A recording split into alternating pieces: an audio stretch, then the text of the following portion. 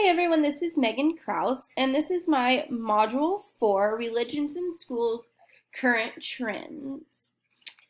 We are going to talk about the current board policies that USD 308 has, and then we're also going to talk about the different policies that the government has put out there. Religion in USD 308, the board policy states that in the district handbook that teachers may teach about religion, religious literature, and history are okay, but prohibited from promoting, expanding, criticizing, or ridiculing a religion. Religious texts may be used to teach about religion, but the use of religious texts to promote a particular religious doctrine is prohibited. Temporary display of religious symbols is permitted as part of the curriculum. So if you're teaching about Christianity or Buddhism, you can have those different symbols that represent those different religions, but they can't be up at all times and as your personal preference in what the religion is. And then also holidays which have a religious and a secular basis may be observed. So Christmas, we can observe Christmas. We could observe Hanukkah if we wanted to. I know in my school they have done like around the world Christmas sometimes during the holidays, and they have talked about all different ways that people celebrate the Christmas season or the holiday season in December. So those are just what specifically USD 308 says about religion. And then we go into the Pew Report 2019, Religion in the Public Schools. Americans believe that not letting there be religion in school infringes on the First Amendment right to free exercise of religion. In 2019, a survey of American teens showed that some forms of religion expression were relatively common in public schools.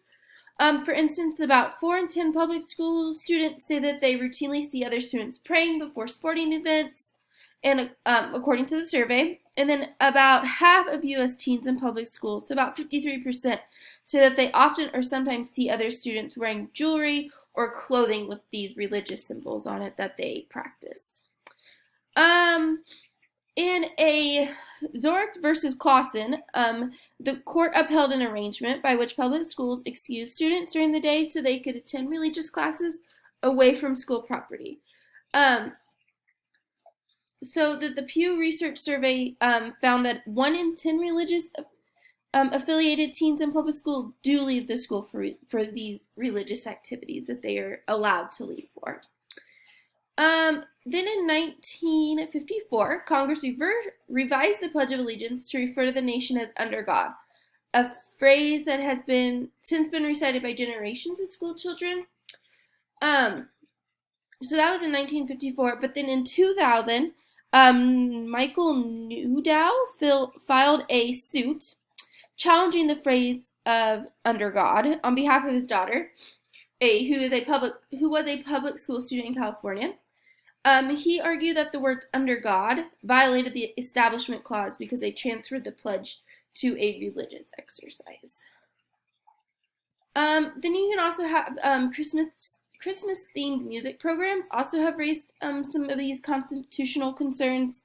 For a holiday music program to be constitutionally sound, the court maintains school officials must ensure the predominance of secular considerations, such as the program's educational value or the musical qualities of the pieces, and the school must also be sensitive to the possibility that some students will feel as though they don't want to participate. So the schools have to be okay with that.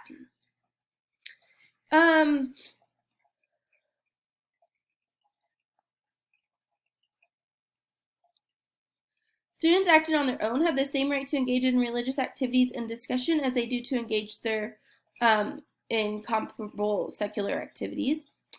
And then, without questions, public school employees retain their rights to free exercise of religion. So when off-duty, school employees are free to engage in worship or any of these other lawful faith-based activities. When they are acting as a representative of the public school system, however, courts have said their rights are constrained by the Establishment Clause. So in other words, if you're acting as a teacher you cannot participate in some of these things that the kids are wanting to participate. But if you're just acting as a representative of the public school, you still can't as well. So there's definitely a fine line that we would need to check out before you would decide if you could, as a district, if you could decide if you could participate, or if that would be going against some of our laws and doctrines of our district. And then I looked at USDE's stance on protective prayer and religious expression in schools. Students may pray when they're not engaged in school activities or instruction. So these are part of the protective prayer laws that we have in our country. Again, students may pray when not engaged in school activities or instruction. Students may organize prayer groups, religious clubs, and see you at the pool gatherings before school to the same extent that students are permitted to organize other non-curricular activities. When acting in their official capacities as representatives of the state, teachers, school administrators, and other school employees are prohibited by the First Amendment from encouraging or discouraging prayer and from actively participating in such activities. So teachers, however, may take part in these religious activities where the overall context makes clear that they are not participating in their official duties. Teachers may also take part in these religious activities such as prayer, even during their workday at a time when it is permissible to engage in their private conduct, such as taking personal phone call before school or during lunch. For example, students may meet with other teachers for prayer or Bible study to the same extent that they may engage in other conversations or non-religious activities. And students may express their beliefs about religion in their homework, their artwork, and other written and oral assignments, free from discrimination based on religious perspective of their submissions. And then religious expression. Students have the right to distribute religious literature to their schoolmates on the same terms as they are permitted to distribute other literature that was unrelated to school curriculum and activities. Public schools may not provide religious instruction, but they may teach about religion. Schools enjoy substantial discretion in adopting policies relating to student dress and school uniforms. Schools, however, may not single out religious attire in general or attire of a particular religion for promoting or regulation. And where school officials have a practice of excusing students from class on the basis of parents' requests for accommodation of non-religious needs, religious-motivated requests for excusal may not be accorded less favorable treatment. So if a parent wants to take their student out of class for a religious reason, the school cannot stop them, just as if they were going to take them out of school for a doctor's appointment or whatnot. Next is our current administration's philosophy and current actions regarding prayer in schools. Currently, our president made the statement that said the government must never stand between the people and God, and said public schools too often stop students from praying and sharing their faith. Trump did currently hold an event in the Oval Office with a group of Christians, Jews, and Muslim students and teachers to celebrate the National Religious Freedom Day. These students and teachers that were in attendance said that they have been discriminated against for practicing their religion at school.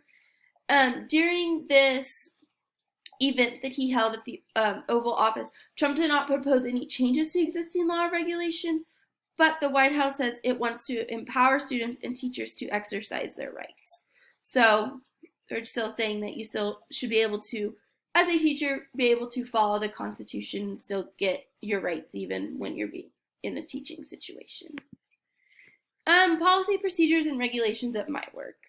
The current principal I'm working with says we are not allowed to discuss religion unless the student asks us about it or brings it up. We can't push too much into the issue unless the students are asking those questions, and we can answer with our own beliefs. But again, the students have to bring it up. We do have a very religious staff, and outside of school, we talk to each other about religion or ask each other to pray for us. But again, that is outside of school, or again, on our lunch breaks, on those times when it's our time. If we have a staff get-together outside of school, we always lead the get-together with a prayer. But that is just more of a preference for our staff, just because, like I said, we are very religious. We do have a community partnership with a local church in town, and we sometimes do get to go have our PDR professional development days at the church, and these are staff only events, so the students are not there. And currently no one on staff has any issues with us having this community partnership with this church. So we do pray when we go over there as well.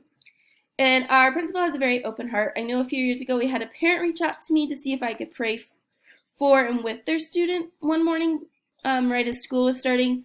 I went to my principal and asked her about what she thought. She said since the parent was requesting this, that we were able to do this. So together we pulled the student aside and we prayed for her in the situations that were going on in her life. So there's definitely a fine line about when we can do religion in school and not, but our principal has a very open heart, like I said, and she's definitely, we can go to her and just ask her, okay, what do you think about this? And she'll let us know if she feels like it's appropriate or not for us to do at school. So here are the references that I used, and I just wanted to leave you guys with this. You can take it however you want it or leave it, but thank you for listening, and I hope this help clears the air for some of those religious policies, not only in our district, but in our country as well. So thank you.